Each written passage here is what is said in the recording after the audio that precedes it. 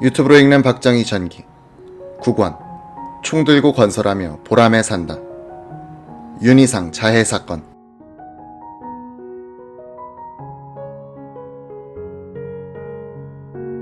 윤희상은 경남 통영에서 태어나 일제시대의 한국과 일본에서 음악 교육을 받았다. 통영여고 부산사범학교, 부산고에서 음악교사로 재직하다 1954년부터 서울의 여러 대학에서 강사 생활을 하던 중 1955년 현악 4중주 1번과 피아노 3중주곡으로 서울시 문화상을 수상했고 1956년 프랑스 파리 음악원으로 유학을 떠났다. 그가 동베를린 북한 대사관과 가까운 베를린 대학으로 유학지를 옮긴 것은 1957년. 이때 이미 북한과 연계되었다는 것이 당시 수사관과 현지 교민들의 증언이다. 1959년 베를린 음대를 졸업할 무렵 그는 이미 독일 사회에서 유명해져 있었다.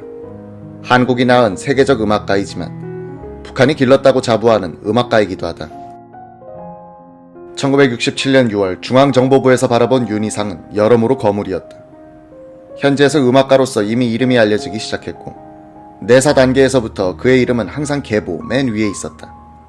1967년 6월 17일 윤 씨는 베를린 슈판다우의 한 아파트에서 광복절을 즈음한 박 대통령의 초청이라는 중정요원들의 말에 속아 서울로 구인됐다.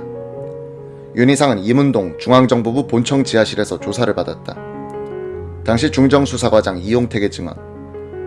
윤희상은 이미 1960년경부터 북한을 드나들었고 북쪽에서도 그의 사회적 명성이 지하당 공작에 유리하다는 판단하에 그를 위해 끔찍하게 지원해 주었던 것 같습니다. 예술만 알던 사람이니 정치적인 관계를 해석하는 데 서툴러 그들과 엮이게 되었을 거라 짐작은 갔지만 그 한 사람으로 인해 수십 명이 북한 공작에 이용됐다는 것은 작은 일이 아니었습니다. 윤희상은 독일 작가 루이제 린저가 쓴 윤희상, 루이제 린저와의 대담, 상처 입은 용에서 자신이 북한 사람을 처음 만난 것은 1959년의 일이고 북한을 처음 방문한 것은 1963년이라고 말하고 있다. 윤희상은 본에 있던 한국 대사관에 유인된 직후 라디오를 크게 틀어놓은 소음 고문을 받았다고 상처 입은 용을 통해 밝히고 있다. 서울에 와서도 상상을 초월하는 모진 고문 끝에 나는 북한에 봉사하는 공산주의자이다 라는 자백을 했다고 한다. 구타와 고문을 견디다 못해 자살을 시도했고 재떨이로 자신의 머리를 내리쳐 중상을 입었고 오랫동안 입원 치료를 받아야 했다는 것이다. 이용택 당시 수사과장은 고문은 없었다고 믿는다. 저 사람들이 법정 투쟁을 하기 위해 고문받았다고 허위 주장을 했든지 실제로 나 모르게 수사관들이 고문했을 가능성은 있다고 했지만 현장에 그 자신이 항상 있었던 것은 아니어서 이 증언은 큰 의미가 없을 것이다.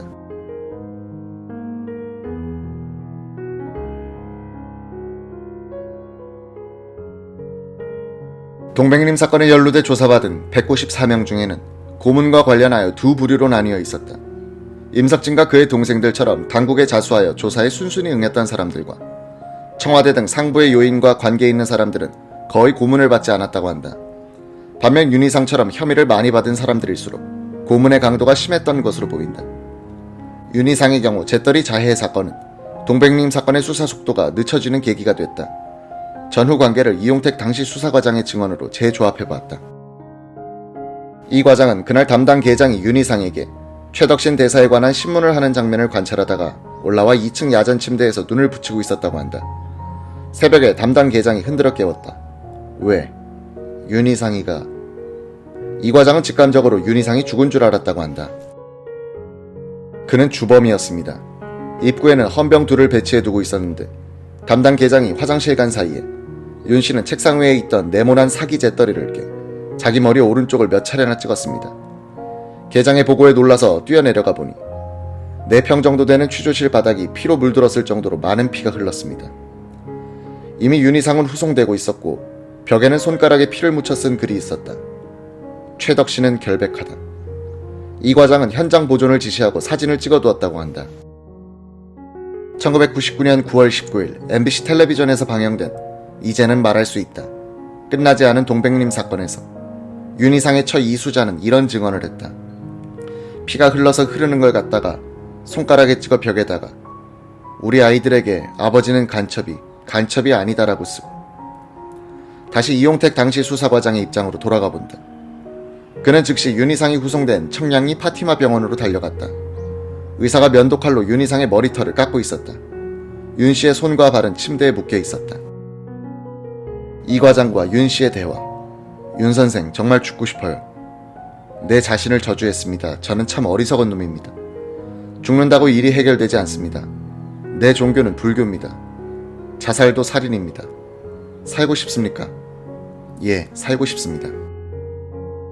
의사는 생명에는 전혀 지장이 없습니다. 자살 미수가 아니라 자해로 보입니다라고 소견을 말했다. 이 사건으로 윤희상에게 강제 수사를 할 입장이 못 됐다고 한다.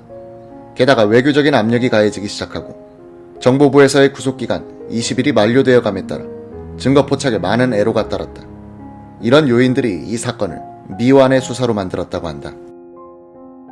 윤 씨는 1967년 말 제1심에서 무기징역을 선고받고 1968년 제2심에서 15년 징역형으로 감형 처분받고 1969년 제3심에서 10년형으로 다시 감형받았다. 이에 2월 윤 씨는 형 집행정지를 받고 출감해 서울에서 약 1개월간 머물다 독일로 돌아갔다. 당시 독일 정부와 세계적인 예술가들이 그의 석방을 위해 노력했고 이면에서는 북한의 공작도 한몫을 했다. 그는 이러한 정치 외교적 협상의 결과로 다시 독일로 돌아간 것이다. 1995년에 사망한 윤희상은 동백림 사건 이후 한국 땅을 한 번도 밟지 않았지만 북한은 여러 번 방문하고 김일성과도 만나는 등 북측과는 활발하게 접촉했다. 북한은 수시로 윤희상 음악제를 개최하는 것은 물론 1984년에는 윤희상 음악연구소를 설립해 그의 음악을 집중 연구했다. 윤희상 자신도 북한에 몇 달씩 체류하면서 교향악단과 합창단을 지도하기도 했다.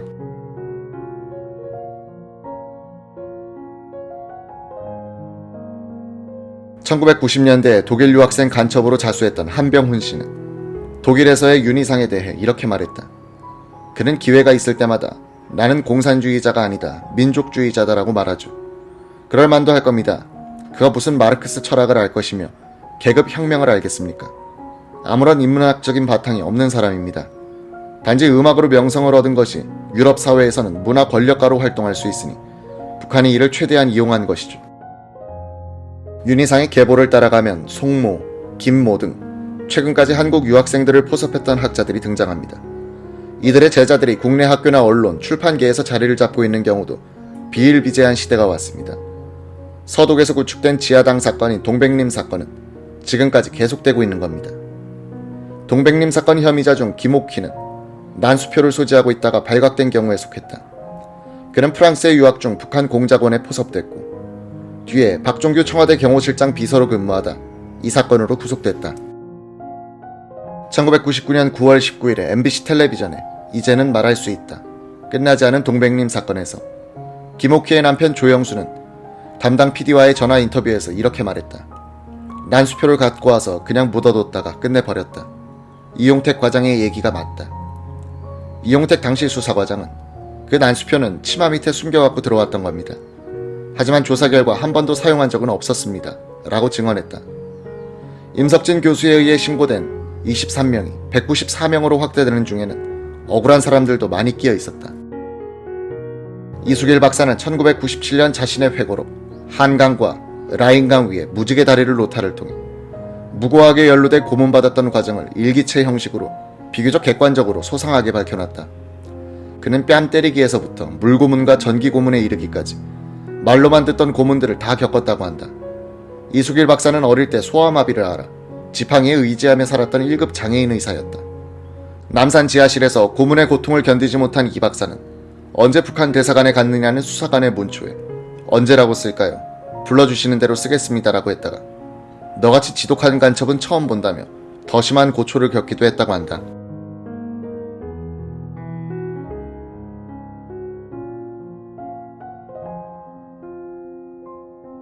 한국 정부와 독일 정부 사이에 가교를 만들겠다는 일념에 자신의 비용으로 시작한 간호원 파독 사업은 북한이 자금을 대준 공작으로 오인받아 없는 사실을 허위 자백해야 했다고 한다. 공작금 액수와 날짜를 대야 하고 상대방과 접선 장소 등을 써야 했기 때문에 전후 관계가 맞지 않으면 다시 고문을 당하는 과정을 되풀이해야만 했다는 것이다. 이수길 박사는 독일 정부 측의 압력이 계속되는 가운데 수사 결과 무혐의로 밝혀져 20여일 만에 풀려났다. 당시 주한 독일 대사관의 페링 대사는 이수길 박사를 대사관으로 불러 독일에 돌아가서 조국을 비난한다는 것은 신중히 고려해야 한다고 생각합니다. 라고 충고를 했다. 1967년 7월 20일 그는 프랑크푸르트 공항에 도착해 공항 회견실에서 서독 언론들과 기자회견을 했다. 문. 당신은 한국 정보요원들한테 납치되어 갔는가? 답. 나는 간첩 혐의를 받고 있다는 양 참사관의 말을 듣고 해명하기 위해 자진해서 서울로 갔다. 문. 한국 정부의 부정선거 때문에 국민들과 학생들이 데모하는 것을 무마하기 위한 방법이라고 생각하지 않는가? 답. 이런 질문의 답은 한국의 위정자들이 할 성질의 것이다. 한국 여론은 이번 동백님 사건의 적발을 다행으로 생각하며 동시에 민첩한 수사 활동에 만족하고 있다. 만일 지금 이러한 사건을 적발하지 못했으면 뒷날 많은 유학생, 간호원, 광부들이 희생될 뻔했다. 이수길 박사의 이런 회견은 물론 사실과 달랐다. 이 박사는 그의 회고록에서 이런 소감문을 썼다.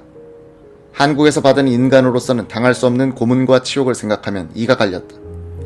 하지만 그렇다고 누워서 침을 뱉으면 다시 자기 얼굴에 떨어진다는 것을 생각할 때 독일 사람들 앞에서 나의 조국 한국을 헐뜯을 수 없었다.